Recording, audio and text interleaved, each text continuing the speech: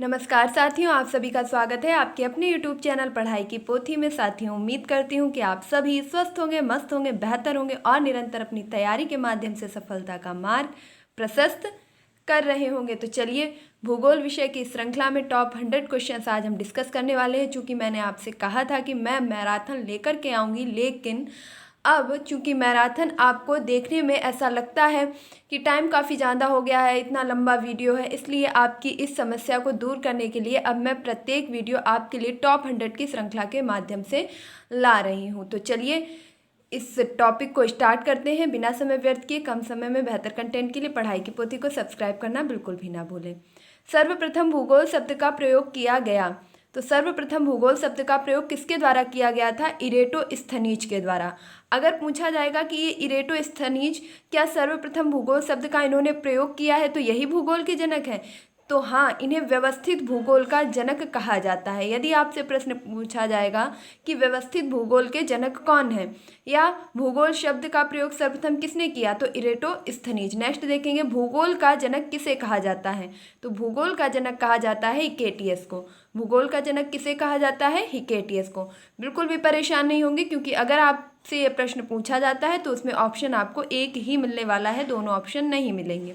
और यदि दोनों ऑप्शन मिलते हैं तो उसमें इस तरीके के किसी भी शब्द का जरूर जिक्र किया जाएगा कि व्यवस्थित भूगोल या क्रमवार भूगोल के जनक कौन है, तो इरेटोस्थनीज। और अगर सिंपल सा पूछा जाता है कि भूगोल के जनक कौन है, तो हिकेटियस। नेक्स्ट क्वेश्चन देखेंगे, ब्रह्मांड का व्यास कितना है? इसमें वो सभी क्वेश्चंस डाले गए हैं जो टू द पॉइंट परीक्षा में छपने के लायक हैं और जिनकी इतनी ज़्यादा डिमांड रहती है हर परीक्षा में, वो कहीं ना कहीं छपते ही रहते हैं। तो ब्रह्मांड का व्यास कितना है? 10⁸ प्रकाश वर्ष। तारों का ऐसा समूह जो धुंधला सा दिखाई पड़ता है, जिसे तारा निर्माण प्रक्रिया का शुरुआती गैसपुंज कहते हैं, वह क्या है? मंदाकिनी। प्रश्न आपसे पूछा जाएगा कि तारों के समूह को क्या कहते हैं, तो तारों के समूह को मंदाकिनी कहते हैं। अब प्रश्न आपसे किसी भी प्रकार से पूछा जाए कि तारों का धुंधला दिखाई देने वाला जो समूह है उसे क्या कहते हैं, या तारा निर्माण प्रक्रिया को क्या कहते हैं, तो क्या कहते हैं? मंदाकिनी। देखिए, समय बिल्कुल भी नहीं बचा है और मैं आपका एक सेकंड व्यर्थ करना भी नहीं चाहती हूँ, इसलिए टू द पॉइंट, बस क्वेश्चन और आंसर। इसीलिए वन लाइनर के इस माध्यम से जो है श्रृंखला चलाई जा रही है, ताकि आपका समय बचाया जा सके। पृथ्वी की अपनी मंदाकिनी है, तो हमारी पृथ्वी की अपनी जो मंदाकिनी है उसका नाम है आकाश गंगा या दुग्ध मेखला। आकाश गंगा या दुग्ध मेखला। अगला देखेंगे, आकाश गंगा की सबसे नज़दीकी मंदाकिनी कौन सी है? तो सबसे पहले तो जान लेंगे कि मंदाकिनी क्या है। तो तारा निर्माण प्रक्रिया का जो शुरुआती गैस पुंज है, या आप कह सकते हैं कि तारों का धुंधला दिखाई देने वाला जो रूप है, उसे तारा निर्माण प्रक्रिया को मंदाकिनी कहते हैं। पृथ्वी की मंदाकिनी कौन है? तो आकाश गंगा या दुग्ध मेखला के नाम से भी इसे जाना जाता है। और आकाश गंगा के सबसे नज़दीकी मंदाकिनी कौन सी है? तो वह है देवयानी। नेक्स्ट देखेंगे, नवीनतम मंदाकिनी कौन है? तो अभी हाल ही में खोजी गई या हाल ही में जिसका पता चला है, तो वह नवीनतम मंदाकिनी है, ड्वार्फ मंदाकिनी। नेक्स्ट देखेंगे, ब्रह्मांड के अध्ययन को क्या कहते हैं? तो ब्रह्मांड के अध्ययन को कहा जाता है कॉस्मोलॉजी। ब्रह्मांड के अध्ययन को क्या कहते हैं? कॉस्मोलॉजी। नेक्स्ट देखेंगे, पृथ्वी के 29% भाग पर स्थल तथा 71% भाग पर जलमंडल है। जो हमारी पृथ्वी है वह कितने परसेंट जल से घिरी हुई है? तो 71%। और कितने परसेंट भूभाग पर है? तो 29%। इस चीज़ को जरूर याद रखेंगे, ये डाटा और आंकड़े आपसे पूछ लिए जाते हैं। तो पृथ्वी के कितने प्रतिशत भाग पर भूमंडल है? 29%। और जल तो 71%। पृथ्वी के क्षेत्रफल में भू व जल का अनुपात कितना है? जो हमारी पृथ्वी है उसमें भूमि और जल का अनुपात कितना है? तो जो भूमि है वह लगभग 1/3 हिस्से पर है और जो जल है वह लगभग 7वें हिस्से पर है, यानी कि आपका भू और जल का अनुपात हो जाएगा 3:7। मैं बार बार कह रही हूँ कि भूगोल हो या अन्य कोई भी आपका सब्जेक्ट उठा लीजिए जिसमें आंकड़े दिए जाते हैं, वो आंकड़े आपके लिए मोस्ट इंपॉर्टेंट है, तो इन्हें बिल्कुल भी स्किप मत कीजिएगा। पृथ्वी के सतह के कठोर भाग को क्या कहते हैं? तो पृथ्वी की ऊपरी सतह पर जो एक कठोर भाग होता है उसे हम चट्टान के नाम से जानते हैं। मैग्मा व लावा के जमने से कौन सी चट्टान का निर्माण होता है? तो जब ज्वालामुखी विस्फोट होता है उसमें से जो मैग्मा या लावा आपका निकलता है तो उससे जो चट्टानें निर्मित होती हैं उन्हें आग्नेय चट्टान कहा जाता है। कठोर संघनन व जीवाश्म रहित ग्रेनाइट बेसाल्ट से निर्मित चट्टानें कौन सी हैं? तो कठोर संघनन व जीवाश्म रहित ग्रेनाइट बेसाल्ट से निर्मित चट्टानों को आग्नेय चट्टान कहा जाता है। चूंकि ये जीवाश्म रहित क्यों होती हैं? क्योंकि इसमें क्या होता है, ज्वालामुखी के विस्फोट से जो लावा निकलता है उससे इन चट्टानों का निर्माण होता है, जिस वजह से इनमें किसी भी प्रकार का जीवाश्म इत्यादि नहीं पाया जाता है। इसमें टूटे फूटे पत्थर और चूने के शेष अवशेष पाए जाते हैं। अगला देखेंगे, वनस्पति जीवाश्म जीव जंतुओं के एक स्थान पर कालों तक जमा रहने व दबाव की रासायनिक प्रक्रिया के उपरांत किन चट्टानों का निर्माण होता है? तो देख लीजिएगा एक बार, बहुत आसानी से समझ लीजिएगा क्योंकि चट्टानों से आपसे क्वेश्चन निकल सकते हैं यहाँ से। तो वनस्पति के जीवाश्म के जीव जंतुओं के, तो चाहे आपकी वनस्पति हो, चाहे जीव जंतु हो, चाहे किसी भी प्रकार का जीवाश्म ईंधन हो, यदि वह कई सालों तक कई कालों तक एक ही जगह पर जमा रहता है, इकट्ठा रहता है और फिर बहुत दिनों तक एक ही जगह पर इकट्ठा रहने के कारण उसमें एक दबाव और रासायनिक प्रक्रिया के उपरांत जो चट्टानें निर्मित हो जाती हैं उन्हीं को अवसादी या परतदार चट्टानों के नाम से जाना जाता है। तो आप एक बार फिर से रिकॉल करेंगे, आग्नेय चट्टानें हमारी किस प्रकार निर्मित हुई हैं? तो ज्वालामुखी विस्फोट इत्यादि से जो आपका मैग्मा या लावा निकलता है उनसे जो चट्टानें बनती हैं उन्हें आग्नेय चट्टान कहते हैं। इसी प्रकार आपके वनस्पति जीव जंतु इत्यादि आपकी किसी भी प्राकृतिक आपदा के कारण वनों का विनाश हो गया और वह वन जो है, आपके जंगल जो है, जीवाश्म है, जीव जंतु हैं, कई कालों तक एक ही जगह पर इकट्ठे बने रहे हैं, दबे बने रहे हैं, सड़े हैं, गले हैं और उन्हीं पर रासायनिक प्रक्रिया के उपरांत चट्टानों का निर्माण हो गया है, तो उन्हें हम परतदार या अवसादी चट्टानें कहते हैं। अगला देखेंगे, दाब ताप व रासायनिक क्रियाओं के कारण आग्नेय व अवसादी चट्टानों से किन चट्टानों का निर्माण होता है? तो देखिए, जो अवसादी चट्टानें हैं ये कई कालों तक दबी रहती हैं, परतदार बन जाती हैं, तो इनसे भी एक नई चट्टानें निर्मित हो जाती हैं। इसके साथ साथ जो आपने आग्नेय चट्टानें पढ़ी थी जिनका निर्माण मैग्मा और लावा से हो रहा था, इन चट्टानों का भी जो है एक ना एक बार क्या होता है, टूट फूट होती है और उनसे फिर दूसरी चट्टानें बनती हैं। तो इनसे बनने वाली चट्टानों को कहते हैं कायांतरित चट्टान। आप सीधी सी भाषा में समझ सकते हैं कि आग्नेय चट्टानें कैसे बनी, मैग्मा और लावा से, और अवसादी चट्टानें कैसे बनी, जीव जंतुओं और वनस्पति के एक जगह इकट्ठे होने से रासायनिक परिवर्तन जो हुआ उससे अवसादी चट्टानें बनी। अब इन्हीं दोनों आग्नेय और अवसादी चट्टानों की टूट फूट से जो नई चट्टानें बनी उन्हें कहा गया कायांतरित चट्टानें। अगला देखेंगे, ग्रेनाइट का कायांतरित रूप क्या है? तो आपकी ग्रेनाइट एक प्रकार की चट्टान है जो कायांतरित होकर के क्या हो जाती है, तो नीस में बदल जाती है। मोस्ट इंपॉर्टेंट क्वेश्चन चल रहे हैं। मैं बस इतना ही कहूँगी कि अगर आपको एक बेहतर तैयारी करनी है, बेहतर दिशा में तैयारी करनी है, तो प्लीज प्लेटफॉर्म से जुड़े रहिएगा और वीडियो को अंत तक जरूर देखिएगा। ग्रेनाइट का कायांतरित रूप क्या है? नीस। आपसे प्रश्न पूछा जाएगा कि ग्रेनाइट का परिवर्तित रूप है या ग्रेनाइट की कायांतरित चट्टान कौन सी है, तो नीस है। बिटुमिनस कोयला का रूपांतरण किस में होता है? तो जो बिटुमिनस कोयला है इसका निर्माण होता है, रूपांतरण होता है ग्रेफाइट चट्टान से। नेक्स्ट देखेंगे, बलुआ पत्थर से निर्मित चट्टान कौन सी है? तो जो बलुआ पत्थर होता है इससे हमारी जो चट्टान निर्मित होती है उसे कहते हैं क्वार्टजाइट। ये प्रश्न परीक्षाओं में पूछे जा चुके हैं और इसीलिए इन्हें यहाँ डाला भी गया है। चूना पत्थर से कौन सी चट्टान निर्मित होती है? तो संगमरमर। चूना पत्थर से कौन सी चट्टान निर्मित होती है? संगमरमर। लिग्नाइट कोयला से कौन सा कोयला बनता है? तो लिग्नाइट कोयला का जो परिवर्तित रूप है उसे कहते हैं एंथ्रासाइट कोयला। बेसाल्ट चट्टानों से कौन सी चट्टानें निर्मित होती हैं? तो बेसाल्ट चट्टानों से शिस्ट का निर्माण होता है। बेसाल्ट चट्टानों से शिस्ट का निर्माण होता है। तो ये हमने जो बलुआ, चूना पत्थर और लिग्नाइट कोयले के बारे में पढ़ा है ये हमारी अवसादी चट्टानें हैं। इसके बाद बेसाल्ट, ग्रेनाइट और बिटुमिनस हमारी कैसी चट्टानें हैं? आग्नेय चट्टानें हैं। अगला देखेंगे, पृथ्वी के भूतल पर वह प्रक्रिया, छेद या दरार जिससे पिघला हुआ लावा बाहर निकलता है वह क्या कहलाता है? तो आपसे प्रश्न किया जाएगा कि पृथ्वी की प्राकृतिक सतह पर या पृथ्वी की सतह पर हुआ छेद या दरार जिससे लावा बाहर निकलता है वह क्या कहलाता है? तो ज्वालामुखी। क्या कहलाता है? ज्वालामुखी। अगला देखेंगे, बाहर निकला लावा हवा में ठंडा होकर ठोस टुकड़ों में बदल जाता है जो कहलाता है। तो जो आपका मैग्मा और लावा होता है ज्वालामुखी प्रक्रिया के दौरान पृथ्वी से बाहर निकलता है, अत्यधिक गर्म और अत्यधिक पिघले हुए रूप में होता है। यह जब बाहर हवा के संपर्क में आता है तो ठंडा हो जाता है और रवेदार रेशों में परिवर्तित हो जाता है।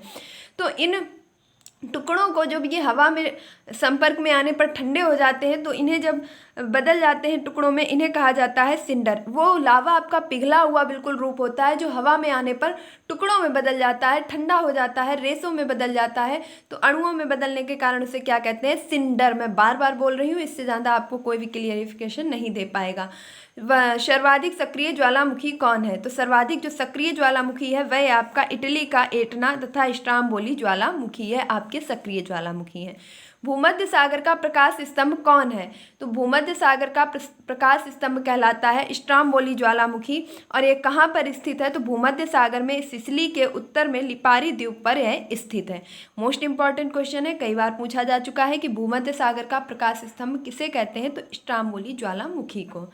अगला देखेंगे, विश्व का सर्वाधिक सक्रिय ज्वालामुखी कौन सा है? तो विश्व का सर्वाधिक सक्रिय ज्वालामुखी है किलायू ज्वालामुखी, और यह हवाई द्वीप यूएसए में स्थित है। यानी कि अमेरिका के हवाई द्वीप में जो किलायू ज्वालामुखी है वह विश्व का सबसे अधिक सक्रिय ज्वालामुखी है। चूंकि मैं आपको बता दूं कि ज्वालामुखी आपके 3 प्रकार के पाए जाते हैं, सक्रिय, सुप्त और प्रक्षुब्ध। यानी कि ऐसे जो आपके शांत, प्रसुप्त और सक्रिय। ऐसे ज्वालामुखी जो लगातार विस्फोट हो रहे हैं सक्रिय कहलाते हैं। सुप्त ऐसे जो विस्फोट हो सकते हैं, कभी भी हो सकते हैं, और शांत ऐसे जिनमें कभी भी विस्फोट नहीं हुआ है। अगला देखेंगे, देखिए आपकी परीक्षा की दृष्टि से जितना भारत का भूगोल इम्पॉर्टेंट है उतना ही विश्व का भूगोल इम्पॉर्टेंट है। तो मैं इस तरीके से आपको लेकर के चलूँगी कि मैं सारे टॉपिक्स को कवर करके आपको एक बेस्ट रिवीजन तैयार करवा सकूं। तो देश का सबसे बड़ा बंदरगाह कौन सा है?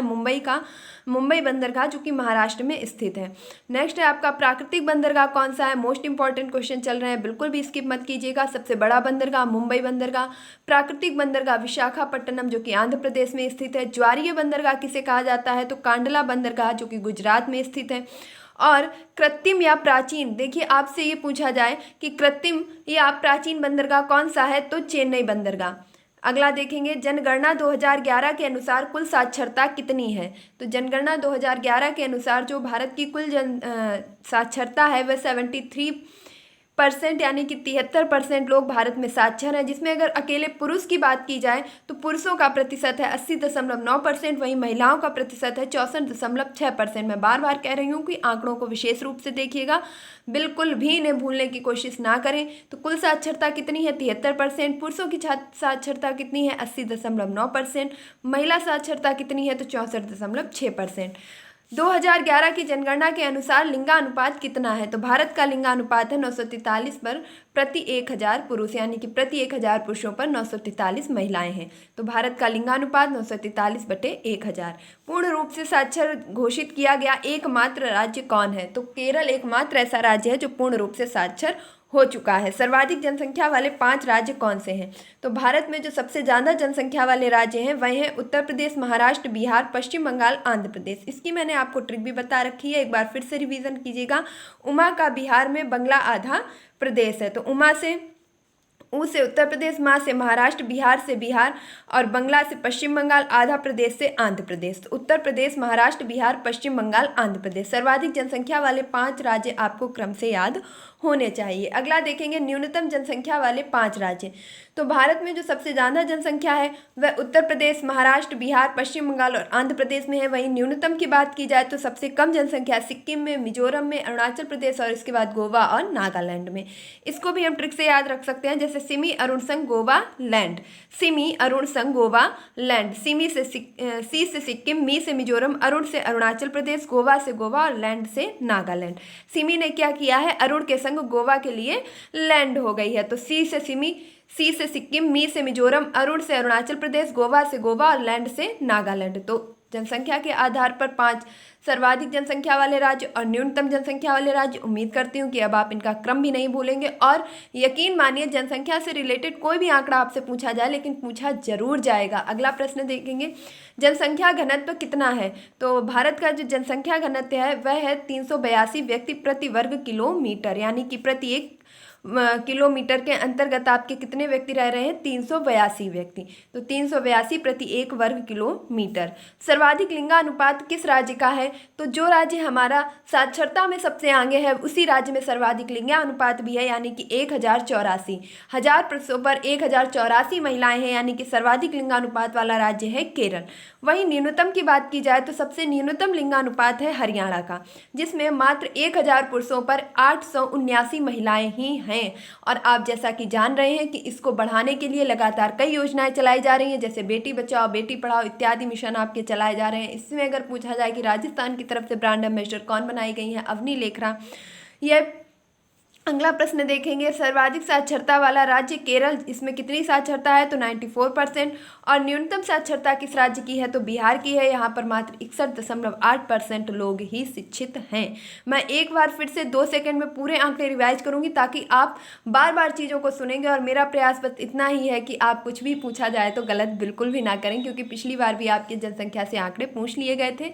तो आप याद रखेंगे कि जनगणना 2011 के अनुसार भारत की कुल साक्षरता 73%, पुरुष साक्षर 80.9%, महिला साक्षर 64.6%, लिंगानुपात 943 प्रति 1000।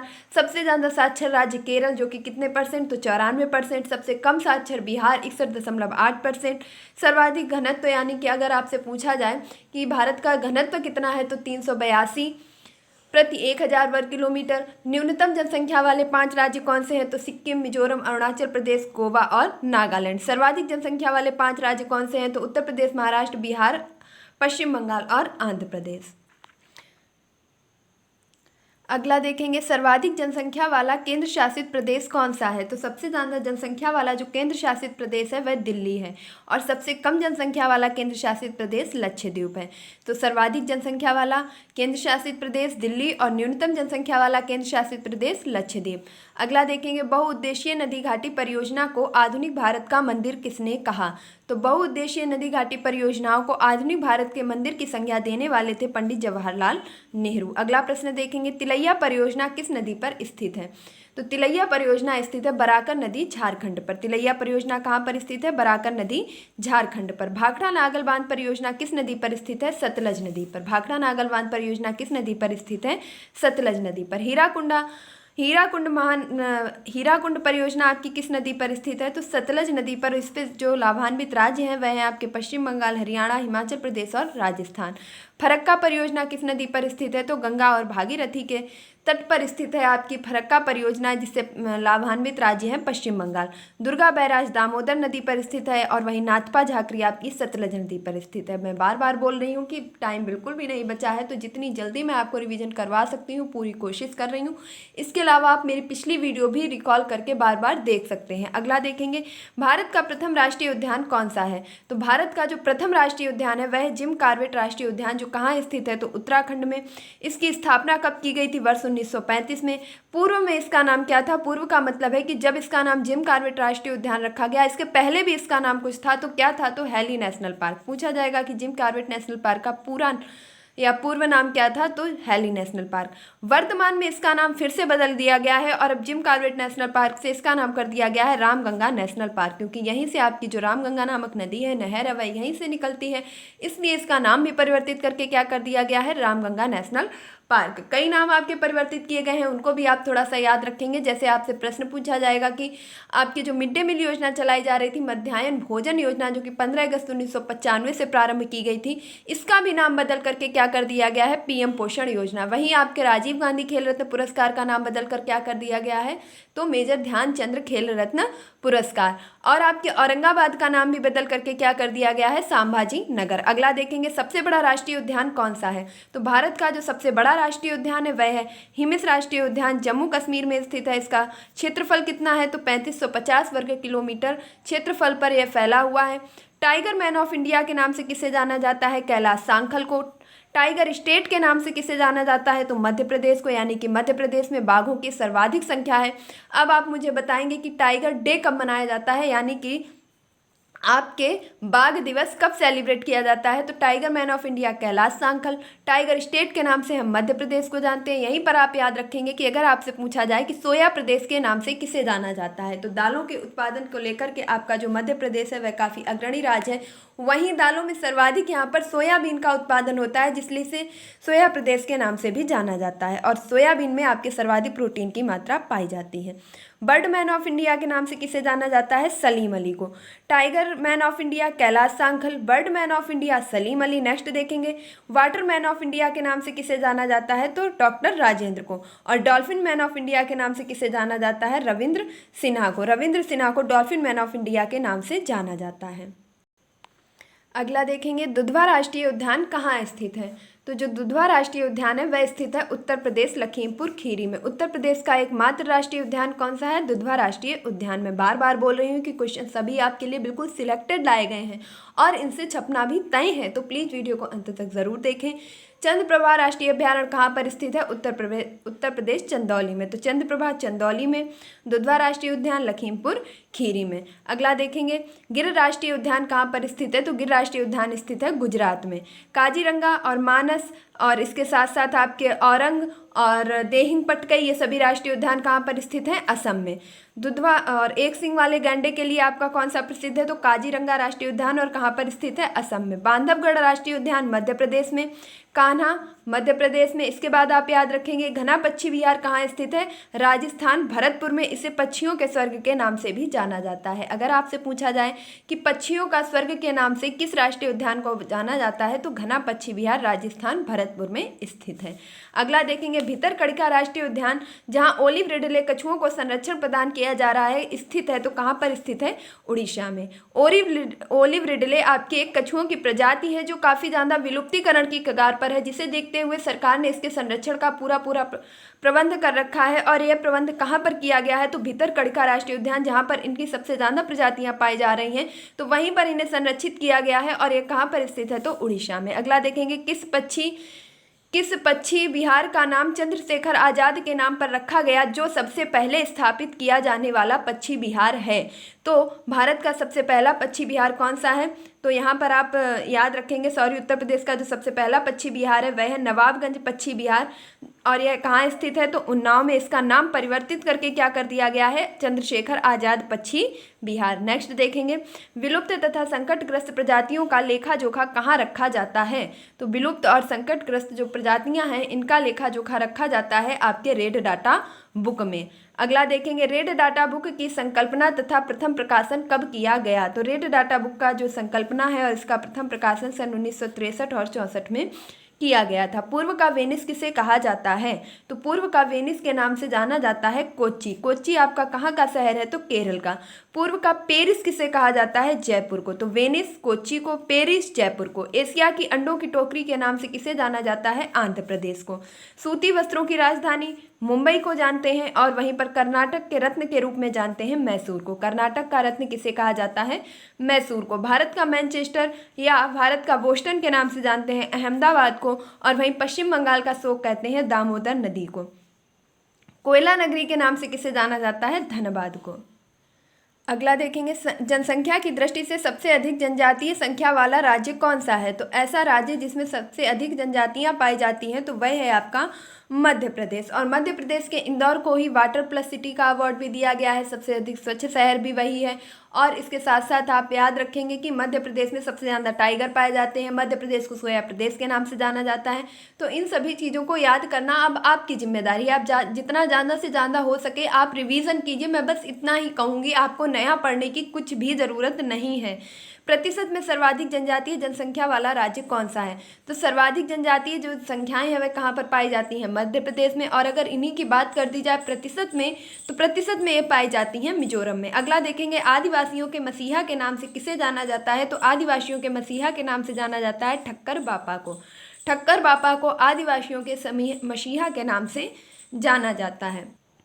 देखिए, मैं वीडियो बहुत ज़्यादा लंबी नहीं करूँगी क्योंकि मुझे ये अच्छे से पता है कि जब वीडियो लंबी हो जाती है तो आपको देखने में इंटरेस्ट उतना नहीं रहता है। तो बहुत ही कम समय में, बहुत शॉर्ट टाइम में, बस 1 से 2 मिनट में आपका वीडियो ख़त्म होने वाला है, इसलिए आप प्लीज़ लास्ट तक जुड़े रहें। आदिवासियों का प्रमुख पर्व कौन सा है?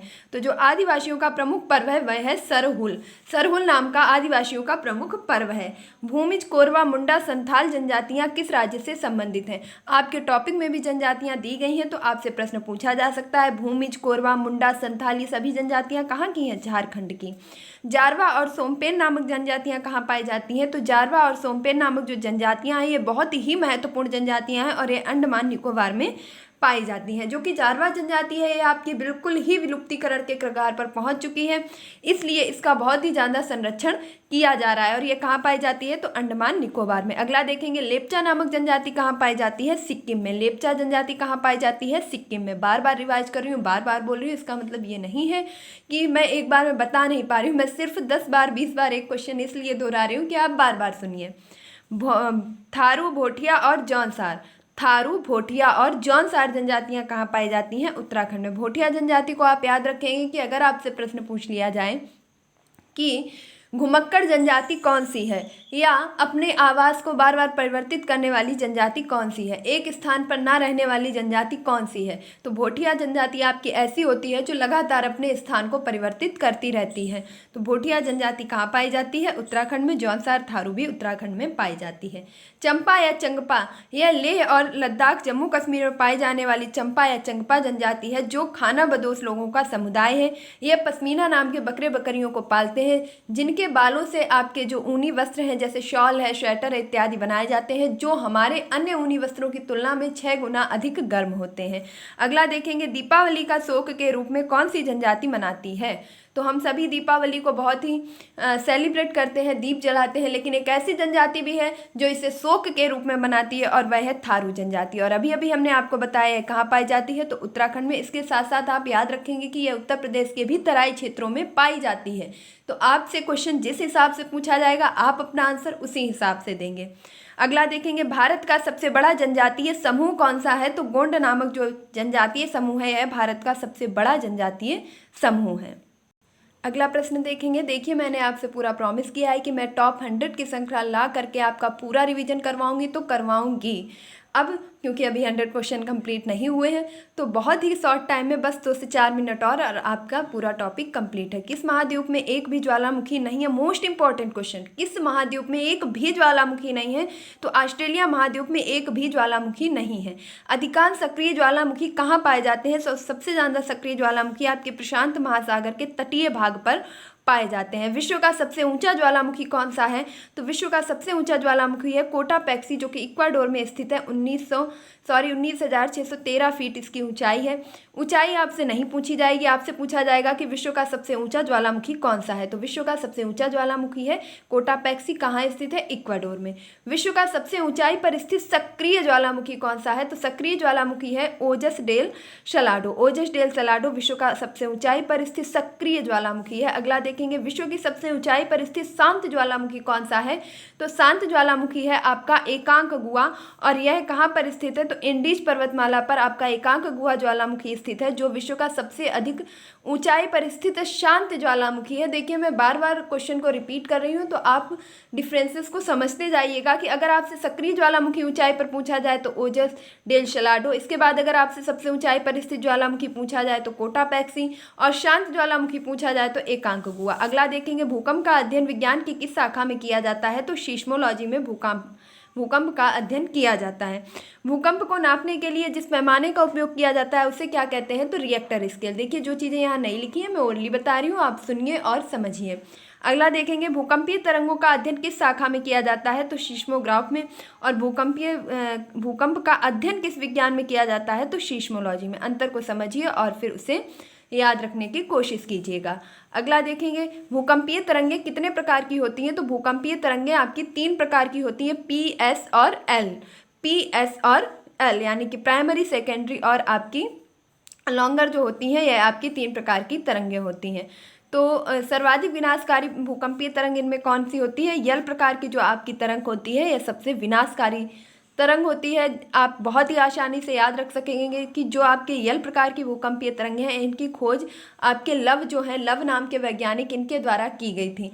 अब लव नाम के वैज्ञानिक ने इनकी खोज की थी और हम सभी जानते हैं कि लव कैसा है, बहुत ही खतरनाक है। तो खतरनाक सबसे विनाशकारी तरंगें कौन सी हैं? यल प्रकार की। अगला देखेंगे भूकंप का उद्भव स्थान क्या कहलाता है। तो जो भूकंप का उद्भव स्थान है, जहाँ से भूकंप की शुरुआत होती है, वो है केंद्र। केंद्र से भूकंप का उद्भव होता है। केंद्र के ठीक ऊपर पृथ्वी की सतह पर स्थित बिंदु को क्या कहते हैं? तो उसे कहते हैं अधिकेंद्र। बहुत ही आसानी से आंसर मैं समझा दूंगी, बस आप मुझे 1 सेकंड का टाइम दीजिएगा।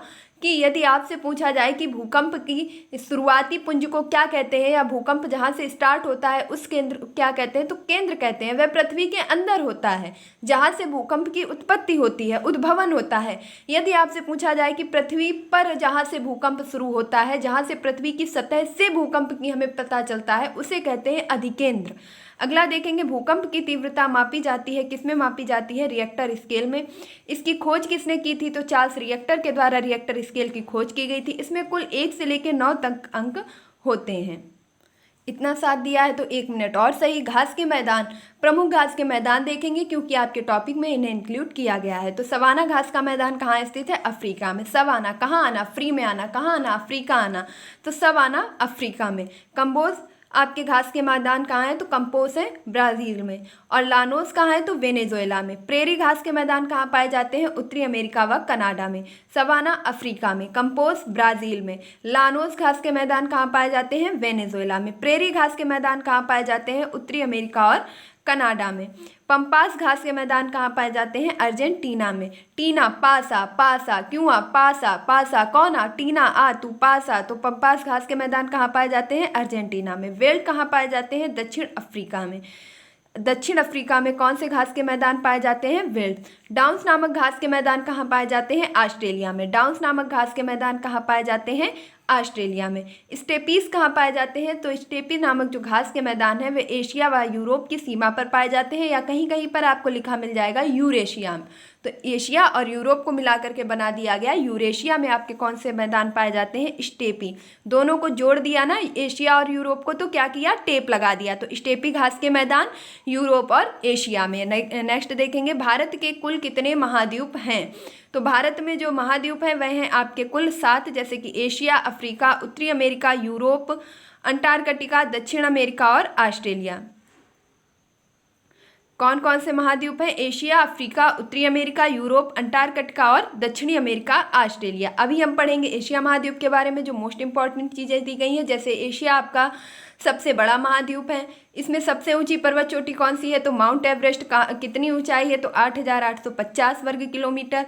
इसे सागर माथा के नाम से भी जाना जाता है, जो कहाँ पर स्थित है? तो नेपाल में। अगला देखेंगे विश्व का सबसे गहरा गर्त कौन सा है। तो विश्व का सबसे गहरा गर्त है मेरियाना गर्त, और ये कहाँ स्थित है? तो प्रशांत महासागर में।